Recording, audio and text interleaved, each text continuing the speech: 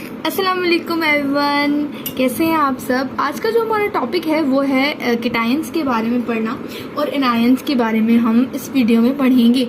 पहली बात कि आपने ये टर्म बहुत सुनी होगी कि केटायंस और एनायंस के बारे में। केटायंस क्या होते हैं और एनायंस क्या होते हैं। पहली बात तो केटायंस को हम कहते हैं पॉजिटिवली चार्ज्ड एटम्स और ग्रुप ऑफ एटम्स। कौन से? पॉजिटिव चार्ज्ड एटम्स और group of atoms is known as cations. Cations तब प्रोड्यूस होते हैं, आपको हमेशा पता है कि एनायंस या केटायंस या तो केमिकल बॉन्ड की वजह से प्रोड्यूस होते हैं। फॉर एग्जाम्पल अगर कोई एटम जो है वो लूज करता है इलेक्ट्रॉन्स, तो उस पर वो को क्या बनेगा? केटायन बनेगा या एनायन बनेगा। अगर वो इलेक्ट्रॉन्स को गेन करता है तो फिर वो क्या बनेगा? इसी तरह केटायंस के बारे में अगर पढ़ें, केटायंस की अगर मैं डेफिनेशन बताऊं तो वो कुछ इस तरह होगी कि पॉजिटिवली चार्ज्ड एटम्स और ग्रुप ऑफ एटम्स,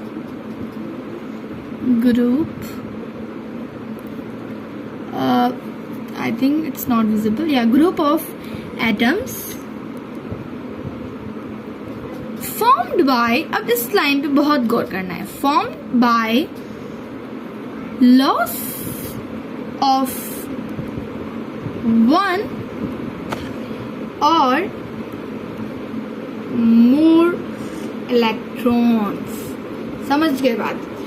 ये हमें आज बताता है कि केटायंस क्या होते हैं। केटायंस का मतलब होता है कि ऐसे पॉजिटिवली चार्ज एटम्स या ऐसे positively charge group of atoms जिसकी फॉर्मेशन तब हो जब हम इलेक्ट्रॉन्स को लूज करें। यानी हम क्या करें, कोई एटम अगर इलेक्ट्रॉन्स को लूज करता है तो उस पर पॉजिटिव चार्ज आती है। फॉर एग्जाम्पल अगर हम बात करें कि ये हाइड्रोजन एटम है, जस्ट टेक एन एग्जाम्पल।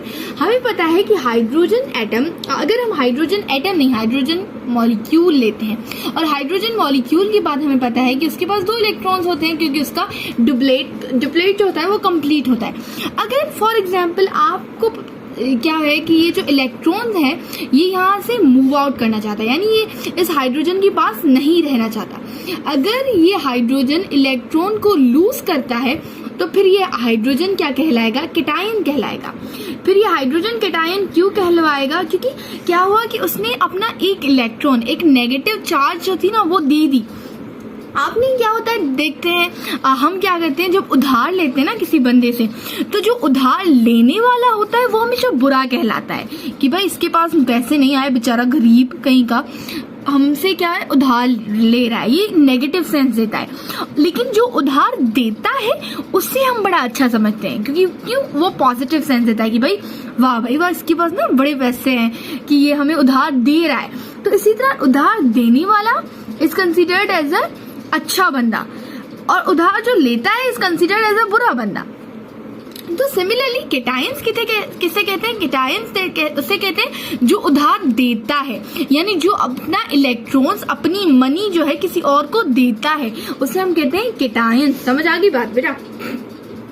अब हमें ये बात तो समझ आ गई कि केटायंस का मतलब क्या होता है कि वो एटम्स या वो ग्रुप ऑफ एटम्स जो अपना इलेक्ट्रॉन किसी और को दें, यानी अच्छे बंदे बने, उधार किसी और को दें।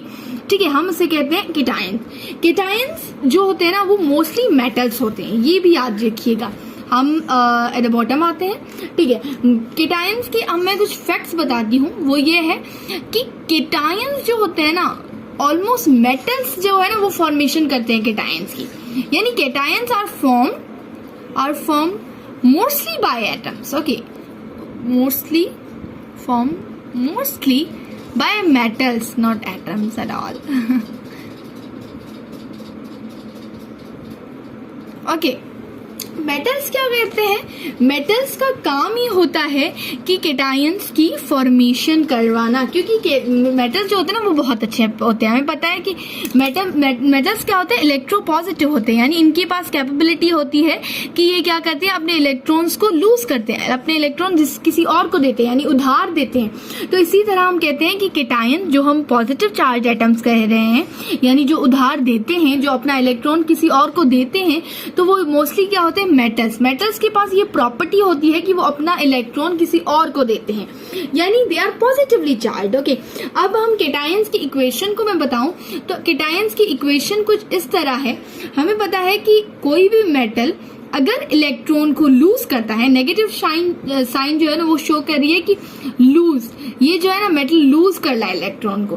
ओके, कोई भी मेटल अगर इलेक्ट्रॉन को लूज करता है तो फिर उसे हम क्या कहते हैं, केटायंस कहते हैं, जिसको हम इक्वेशन के हिसाब से अगर लिखें तो हम ऐसे लिखेंगे m प्लस ऊपर से प्लस x मतलब कि नंबर ऑफ इलेक्ट्रॉन्स कितने उसने लूज किए हैं या कितने भी, ठीक है, ये शो करता है इसकी इक्वेशन को, केटायंस की इक्वेशन को। ठीक है, अब ये इक्वेशन आपको पता चल गई है। अब मैं आपको एक और एग्जांपल देती हूँ, वो उससे आपको ज्यादा क्लियर हो जाएगा। ये एग्जांपल कुछ इस तरह है, मरकरी जिसको हम शो करते हैं Hg के साथ, मरकरी लूज 2 इलेक्ट्रॉन्स। अब मरकरी ने क्या किया, इलेक्ट्रॉन्स को 2 को लूज कर दिया। अब आप बताएं कि यहाँ पे क्या आएगा, हम कैसे इसको देखिए, इस इक्वेशन के मुताबिक हम इसको कैसे लिखेंगे। मरकरी ने अगर 2 इलेक्ट्रॉन लूज कर दिए तो how we will write it. Okay, अब कैसे लिखेंगे, वेरी गुड, अगर आपने ठीक कहा है देन वेल एंड गुड, अगर नहीं कहा तो कोई बात नहीं, हम समझ लेते हैं। अब मरकरी जो है वो एक एलिमेंट है जिसने क्या किया, 2 इलेक्ट्रॉन्स को लूज कर लिया। अब जब इलेक्ट्रॉन्स को लूज कर लिया है तो अब मरकरी को हम ऐसे लिखें, Hg लिखेंगे, और फिर जो 2 इलेक्ट्रॉन लूज कर रहे हैं वो हम +2 ऊपर लिखेंगे। इसका मतलब कि बेचारे मरकरी ने, फॉर एग्जाम्पल बेचारे मरकरी ने 2 रुपए जो है ना वो उधार दे दिए हैं, यानी बेचारे मरकरी ने 2 इलेक्ट्रॉन्स जो है ना वो उधार दे दिए हैं, अपने आप से निकाल दिए हैं, हमने दे दिए। लाइक ऐसा समझो कि मरकरी एक फादर है जिसने अपनी 2 बेटियां डॉटर्स को ब्याह दिया, दहेज देकर ब्याह दिया है। यानी मरकरी एक फादर रहा था, उस फादर ने अपनी 2 डॉटर्स को ब्याह दिया, तो उसके बाद पॉजिटिव आ गया, मतलब ये अब फ्री है बंदा, इसने अपने 2 बेटियों को ब्याह दिया। समझ रहे हैं बात को, यानी अगर हम पैसों की बात करें तो मरकरी ने अपने 2 इलेक्ट्रॉन या 2 पैसे जो है किसी और को दे दिए, इसी वजह से उसके ऊपर क्या हो गया, पॉजिटिव साइन आ गई। ठीक है, अब दूसरा एग्जाम्पल जो है वो आप सॉल्व करेंगे। ओके, ये हमारे क्या है, एग्जाम्पल्स हैं। Okay, let's start it. अब दूसरा एग्जाम्पल आप खुद बताएंगे बेटा कि Sn -4 electrons is equal to this. आप कैसे लिखेंगे, लाइक सोचें, जल्दी सोचें, और फिर आप मुझे बताएं कि how we will write. Absolutely correct, very good. अब सेम हमने क्या करना है, हमने ये सेम एलिमेंट की सिंबल लिखनी है, और अगर इसने क्या किया है, 4 इलेक्ट्रॉन्स को लूज किए हैं, तो हमने क्या करेंगे कि अब ये अच्छा बंदा है क्योंकि इसने पैसे दिए हैं तो हम पॉजिटिव लिखेंगे, और कितने 4 दिए हैं तो हम ऊपर पे लिखेंगे 4। ओके, सिंपली पता चल गया कि केटायंस क्या होते हैं। फिर से मैं थोड़ा डिटेल में बताती चलूं कि बेटा केटायंस क्या होते हैं। केटायंस जो है वो पॉजिटिव चार्ज एटम्स होते हैं। पॉजिटिव चार्ज हम इसलिए कहते हैं क्योंकि वो इलेक्ट्रॉन्स को अपने को लूज करते हैं, मतलब अच्छे बंदे हैं, कुछ देते हैं, लेते नहीं। ओके, अच्छे हैं। इसी तरह केटायंस को हम पॉजिटिव चार्ज कह रहे हैं, और ये पॉजिटिव चार्ज इसलिए हमने कहा क्योंकि ये लूज करें, और ये लूज कब करते हैं, जब इनको बॉन्ड की फॉर्मेशन करनी होती है या खुद को स्टेबल करना होता है, तब ये किसी को देते हैं या किसी से लेते हैं। ठीक है, और ये मैंने एग्जांपल समझाई, और फिर मैंने बताया कि केटायंस जो होते हैं ना वो मोस्टली मेटल्स जो होते हैं वो फॉर्मेशन करते हैं केटायंस की। मेटल्स इलेक्ट्रोपॉजिटिव हैं, आपको पता है कि ये इलेक्ट्रॉन को हमेशा लूज करते हैं, इसीलिए हमने कहा कि मेटल्स के पास ये प्रॉपर्टी है। ये कुछ एग्जाम्पल्स थे जिससे आई थिंक आपको सिंप्लीफाई हो गया होगा। अब मैं केटायन की एक और प्रॉपर्टी आपको बताती हूँ, चलो ये सलमान प्रोडक्ट नहीं आना चाहिए, ठीक है। अब नीचे चलते हैं, ठीक है। अब क्या है, केटायंस की एक और प्रॉपर्टी मैं बता रही हूँ, वो क्या है कि केटायंस जो होते हैं ना, देखिए एक एटम जो है मेरे पास कुछ 10 रुपए हैं, जस्ट टेक एन एग्जाम्पल, मेरे पास 10 रुपए हैं जिससे मैं 5 रुपए मेरे भाई को दे देती हूँ, तो डेफिनेटली मेरे पास कितने बचे, 5 रुपए बचे, ठीक है। अगर मैं कहूँ कि मेरे पास जो है ना वो 15 रुपीज हैं जिससे मैंने 10 रुपए अपने भाई को दे दिए, तो मेरे बचे 5 रुपए। इस तरह केटायंस भी ऐसे हैं। तो आप समझे कि ये कोई एटम है या कोई एलिमेंट है जो इलेक्ट्रॉन्स को लूज कर रहा है और उसके बाद इतने बचते हैं, फिर इलेक्ट्रॉन्स इतने बचते हैं। इसी तरह अगर मैं एग्जांपल दूं इसके बारे में, इसकी प्रॉपर्टी मैं बता रही हूँ, वो ये है कि केटायंस जो है ना, डेफिनेशन लिखती हूँ फिर आपको ठीक होगा। Radius of cations, always remember this, हमेशा कभी कभार एंट्री में और आता है ये सवाल। Radius of cations are always और इज ऑलवेज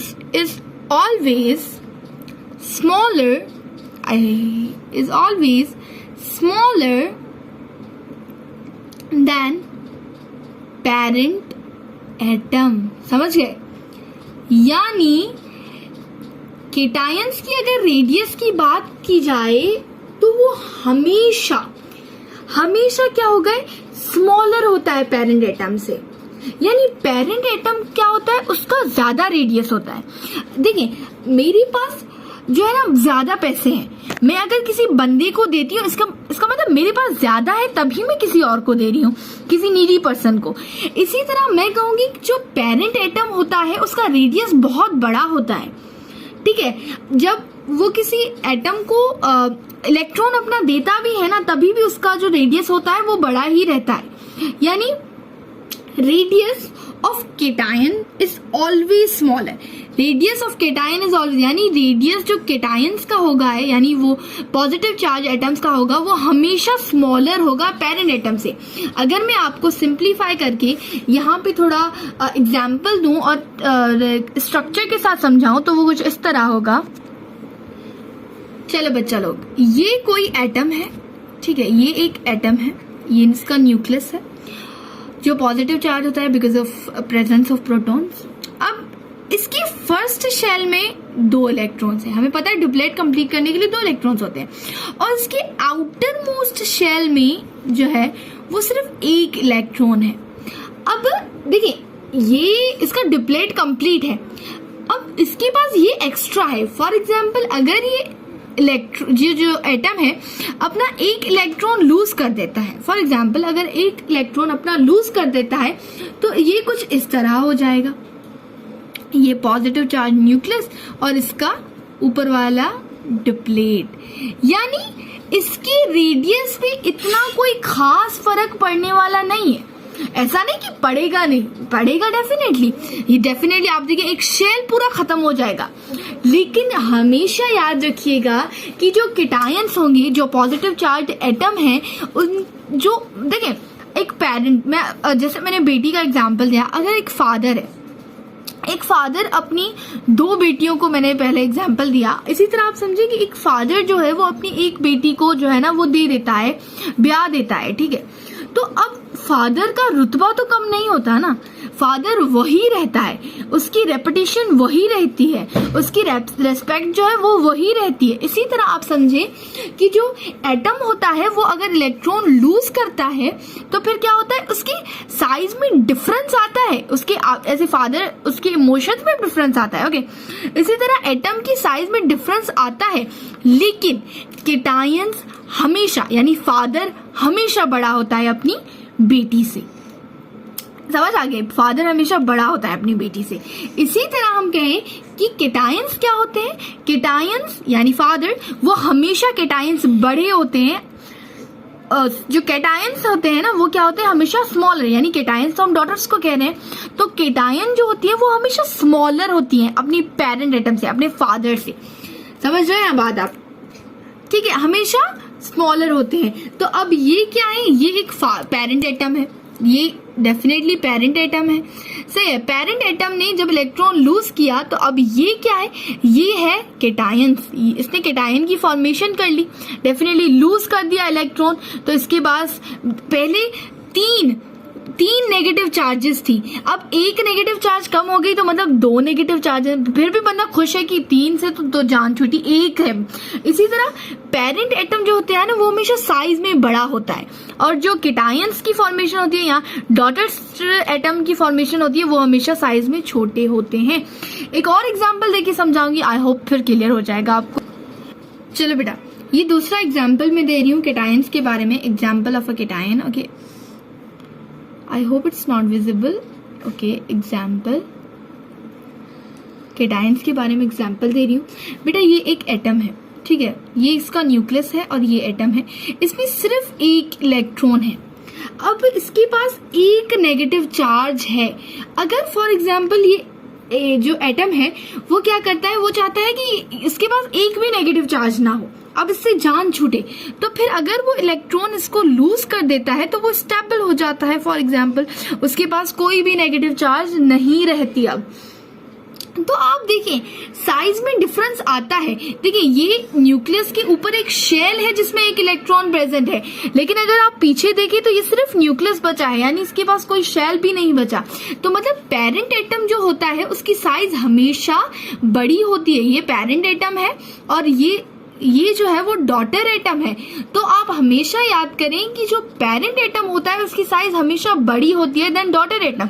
इसी तरह मेरा प्रीवियस एग्जांपल कुछ इस तरह था। हमने कहा कि ये न्यूक्लियस है, इसके ऊपर जो है ना वो ऑक्टेट इसका कंप्लीट है और उसका जो सेकंड शेल है उसमें सिर्फ एक इलेक्ट्रॉन है। अगर इसमें सिर्फ एक इलेक्ट्रॉन है, अब ये एटम जो है पेरेंट एटम यानी फादर जो है वो क्या करता है, इसी तरह आप एग्जाम्पल लगाने की फादर जो है वो अपनी एक बेटी को ब्याहना चाहता है, उसके पास 3 नेगेटिव चार्जेस हैं, उसके पास 3 बेटियां हैं। अगर एक को जो है वो ब्याह देता है, फॉर एग्जाम्पल 1 इलेक्ट्रॉन लूज कर देता है, तो उसकी जो साइज है वो उसमें डिफरेंस आता है। ये पॉजिटिव रही, ये सिर्फ 2 एटम्स और 2 इलेक्ट्रॉन्स बच गए, यानी एक खत्म हो गया, एक चला गया है।